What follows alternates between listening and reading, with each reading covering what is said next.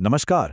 आज हम मार्केट के एक ऐसे कॉन्सेप्ट को समझने वाले हैं जो अक्सर पर्दे के पीछे रहता है, लेकिन असल में यही ट्रेडर्स की हार या जीत की कहानी लिखता है। तो चलिए मिलकर इस पहेली को सुलझाते हैं। चलिए, शुरुआत एक बहुत ही सीधे और कड़वे सवाल से करते हैं। आखिर क्यों ज़्यादातर रिटेल ट्रेडर्स मार्केट में अपना पैसा गंवा देते हैं? ये वो सवाल है जो शायद हर ट्रेडर के मन में कभी न कभी तो आता ही है। और इसका जवाब शायद थोड़ा चौंकाने वाला है। वो पैसा इसलिए गंवाते हैं क्योंकि वो खुद ही उस गाड़ी का फ्यूल बन जाते हैं जिसे हम मार्केट कहते हैं। उनका पैसा ही मार्केट को आगे बढ़ाता है। इसी फ्यूल का जो टेक्निकल नाम है वो है लिक्विडिटी। आसान भाषा में समझें तो ये बस ये बताता है कि कोई भी चीज़ कितनी आसानी से खरीदी या बेची जा सकती है। अगर लिक्विडिटी नहीं है तो मार्केट एक ठहरी हुई नदी जैसा है जिसमें कोई हिलचल नहीं, कोई मूवमेंट नहीं। तो सवाल ये है कि भाई ये लिक्विडिटी मिलती कहाँ है और इसे कैसे बनाया जाता है? इसके दो मुख्य चेहरे हैं और एक स्मार्ट ट्रेडर बनने के लिए इन दोनों को समझना बहुत बहुत ज़रूरी है। पहली है एक्सटर्नल लिक्विडिटी, जो मार्केट में अपने आप कुछ खास लेवल्स पर इकट्ठा हो जाती है। और दूसरी है इंटरनल लिक्विडिटी, जिसे बड़े खिलाड़ी जानबूझकर बनाते हैं, बिल्कुल एक शिकारी की तरह जाल बिछाकर। तो चलिए पहले एक्सटर्नल लिक्विडिटी की बात करते हैं।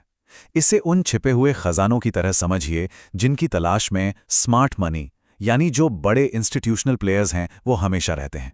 तो ये खजाने छिपे कहाँ होते हैं? दो खास जगहों पर। एक तो पिछले दिन का सबसे ऊंचा और सबसे नीचा प्राइस लेवल, जहां पर स्टॉप लॉस ऑर्डर्स की भरमार होती है। और दूसरा चार्ट पर देखने वाले वो साफ साफ मोड़, जिन्हें हम स्विंग हाई और लो कहते हैं, जहां लगभग हर रिटेल ट्रेडर अपना स्टॉप लॉस लगाता है। और सबसे मजेदार बात पता है क्या है?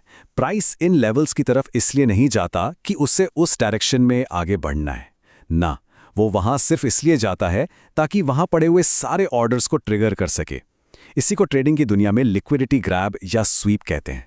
तो सवाल यह है कि ये लिक्विडिटी ग्रैब आखिर चार्ट पर दिखता कैसा है? चलिए इसे एक बहुत ही आम से उदाहरण से समझते हैं। चलिए एक सीन इमेजिन करते हैं। प्राइस पिछले दिन के लो के पास पहुंचता है। रिटेल ट्रेडर्स को लगता है अरे वाह, ब्रेकडाउन हो रहा है, और वो बेचना शुरू कर देते हैं। जैसे ही प्राइस उस लो को तोड़ता है, वहां लगे हुए सारे sell stop loss orders activate हो जाते हैं। बड़े खिलाड़ी इस सेलिंग प्रेशर को चुपचाप खरीद लेते हैं और फिर बूम, अचानक कीमत तेजी से घूम जाती है। जितने भी सेलर्स थे सब ट्रैप हो जाते हैं और इन्हीं फंसे हुए ट्रेडर्स का पैसा मार्केट को ऊपर ले जाने का नया फ्यूल बनता है। और यहीं से खुलता है ट्रेडिंग का एक बिल्कुल अलग दरवाजा, जिसे स्मार्ट मनी प्लेबुक कहते हैं। इसका एक ही गोल्डन रूल है, भेड़ चाल का हिस्सा मत बनो, उसके खिलाफ सोचो। ये एक लाइन पूरी फिलॉसफी को समझा देती है। मकसद ब्रेकआउट को ट्रेड करना नहीं है, बल्कि उसके पलटने को ट्रेड करना है। जहां एक आम ट्रेडर ब्रेकआउट देखकर ट्रेड में कूद पड़ता है, वहीं एक स्मार्ट ट्रेडर उस ब्रेकआउट के फेल होने का इंतजार करता है। तो इस स्ट्रैटेजी को अपनाया कैसे जाए? सिर्फ 4 सिंपल स्टेप्स हैं। पहला, लिक्विडिटी का वो खास लेवल पहचानिए। दूसरा, इंतजार कीजिए, प्राइस को उस लेवल को पार करने दीजिए, मतलब लिक्विडिटी ग्रैब होने दीजिए। तीसरा, छोटे टाइम फ्रेम पर ट्रेंड के बदलने का पहला इशारा देखिए, जिसे चेंज ऑफ कैरेक्टर भी कहते हैं। और चौथा, बस अब इस नई बदली हुई दिशा में अपनी एंट्री प्लान कीजिए।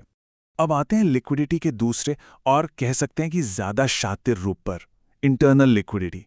ये वो जगह है जहां बड़े खिलाड़ी खुद जाल बिछाते हैं।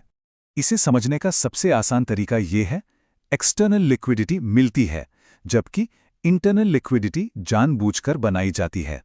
तो ये सवाल मन में आना लाजमी है कि ये बड़े खिलाड़ी आखिर ये जाल बिछाते कैसे हैं?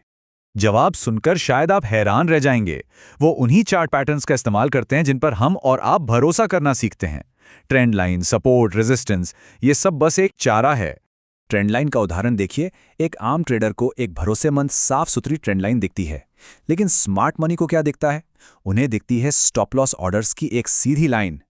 रिटेल ट्रेडर के लिए जो एक सेफ एंट्री का सिग्नल है, वही स्मार्ट मनी के लिए अपनी अगली बड़ी चाल के लिए फ्यूल जमा करने का एक परफेक्ट जाल है।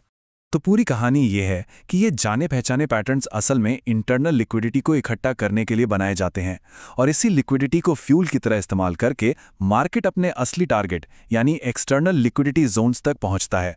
मतलब एक छोटे जाल का इस्तेमाल करके बड़े शिकार तक पहुंचा जाता है।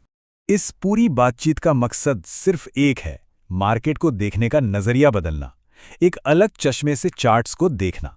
आखिर में ये सब दो अलग अलग माइंडसेट की कहानी है। एक तरफ है रिटेल माइंडसेट जो पैटर्न्स के पीछे भागता है, ब्रेकआउट्स पर ट्रेड करता है और आखिर में खुद ही मार्केट की लिक्विडिटी बन जाता है। और दूसरी तरफ है स्मार्ट मनी माइंडसेट जो ये समझता है कि लिक्विडिटी कहाँ है, उस लिक्विडिटी का शिकार करता है और उसे अपनी चाल के लिए फ्यूल की तरह इस्तेमाल करता है। तो आज की सबसे बड़ी सीख क्या है? बस इतनी सी कि चार्ट पे पैटर्न ढूंढने से ज्यादा जरूरी है लिक्विडिटी को पहचानना। नजरिया पैटर्न रिकॉग्निशन से लिक्विडिटी रिकॉग्निशन पर शिफ्ट करना है। तो अगली बार जब चार्ट सामने हो तो खुद से जरूर पूछेगा, स्क्रीन पर क्या दिख रहा है, एक पैटर्न या फिर मार्केट का ईंधन? इस एक सवाल का जवाब आपकी पूरी ट्रेडिंग को बदल सकता है।